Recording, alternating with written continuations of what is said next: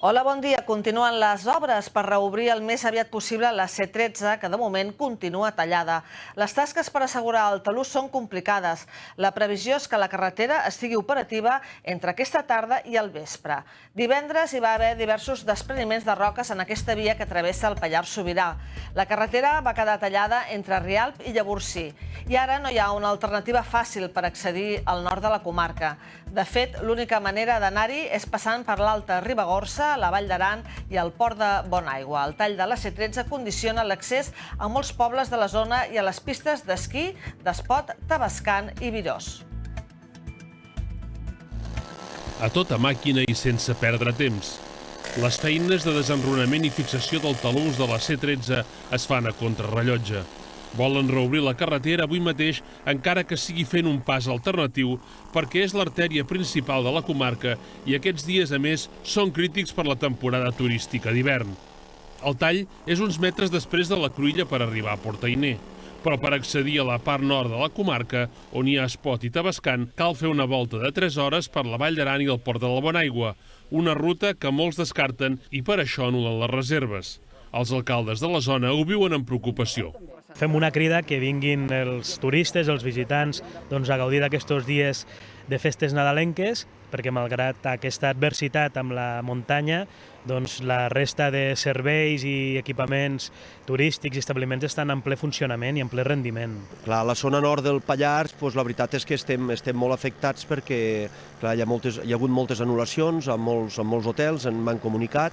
Els acompanya el conseller de Territori, Damià Calvet, que hi era des de primera hora.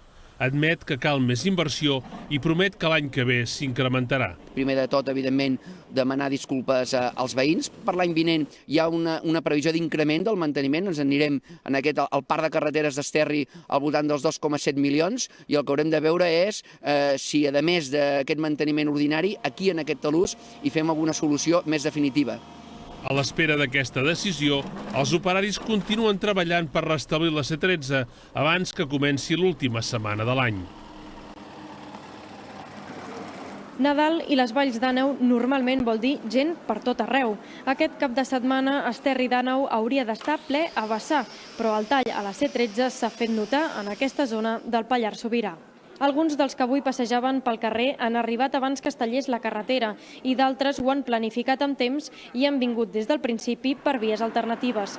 Però a molts arribar fins aquí els ha sortit ben car. I clar, aquest últim tros ens ha fet que anéssim fins a Viella. I en comptes de trigar unes 3 hores, aproximadament hem trigat 6. Dilluns hem de tornar a Sabadell per treballar i encara no sabem com ho farem. El problema l'han tingut aquells que s'han trobat amb el tall a Rialp i han hagut de fer més de 3 hores de cotxe fins a arribar a Esterri d'Àneu. El sector turístic de la zona diu que això els farà perdre molts diners. Ahir vam tindre ple tot el menjador a l'hora de dinar a tope i en canvi avui les taules res, un 20% hi ha hagut. Sí que ens han marxat clients que tenien reserva per a estar més dies i han decidit que, donat el tall, que marxaven. Ahir teníem el local a tope de gent i reserves i que no tenies pràcticament puesto i en canvi avui no hi ha res. Hauríem de ser més previsibles i pensar una mica més en les zones de muntanya que estem una mica abandonats. Una atenció que també reclama l'Ajuntament. Demanem moltes més inversions de les que estem tenint. Volem jugar a primera divisió, creiem que som una comarca per jugar a primera divisió comarcalment i ens estem veient que això no està sent així. Encara queden dies de Nadal i el sector turístic espera aprofitar-los amb la C13 ja reoberta. Carla Riverola, TV3, Esterri d'Àneu.